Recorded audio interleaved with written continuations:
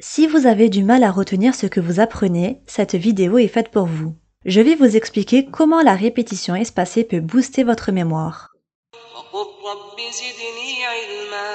Assalamu alaikum wa rahmatullahi wa barakatuh. Bienvenue sur la chaîne Maîtriser l'arabe, une chaîne dont l'objectif est de vous aider à apprendre l'arabe avec plaisir. Le psychologue allemand Hermann Ebbinghaus a démontré que l'oubli suit une courbe exponentielle. Plus on laisse passer de temps, et moins on se souvient de ce que l'on a appris. La seule solution pour éviter d'oublier une information est de la réviser à plusieurs reprises espacées dans le temps. En effet, nos 5 sens envoient des millions d'informations à notre cerveau à chaque seconde. Le cerveau ne peut pas stocker toutes ces informations. Il choisit celles qui méritent d'être gardées en mémoire et celles qui doivent être effacées.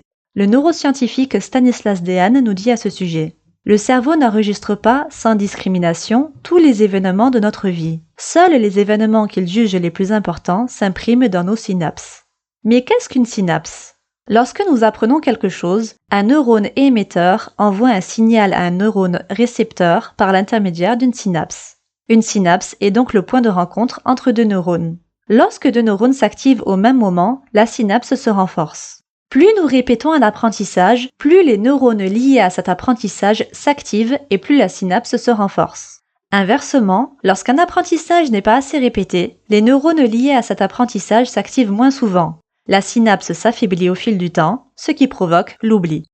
Pour résumer, ce qui n'est pas répété finit par être oublié sur le long terme.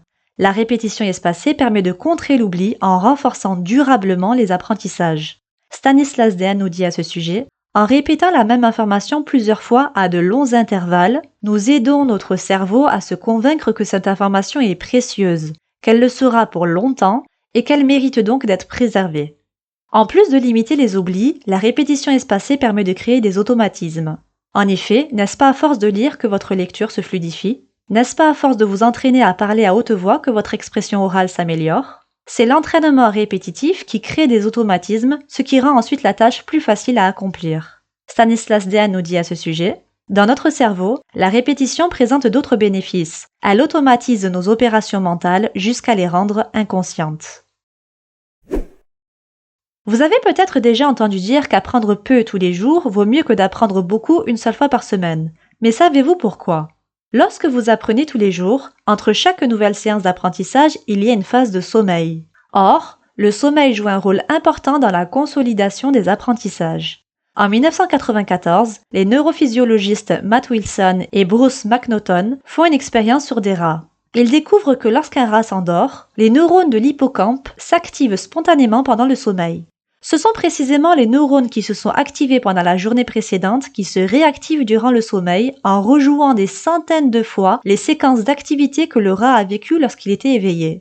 En d'autres termes, le cerveau endormi revit les épisodes de la veille. Au réveil, les apprentissages du jour précédent sont mieux consolidés et automatisés.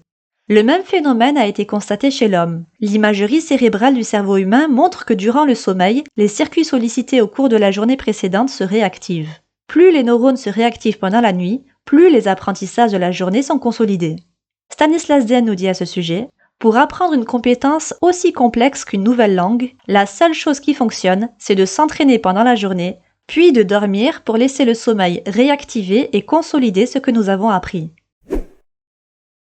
Lorsqu'on est régulier, la répétition espacée s'applique naturellement. Prenons l'exemple de l'apprentissage du vocabulaire. Si vous lisez régulièrement et que vous faites régulièrement de l'immersion audio, vous verrez et entendrez les mêmes mots se répéter.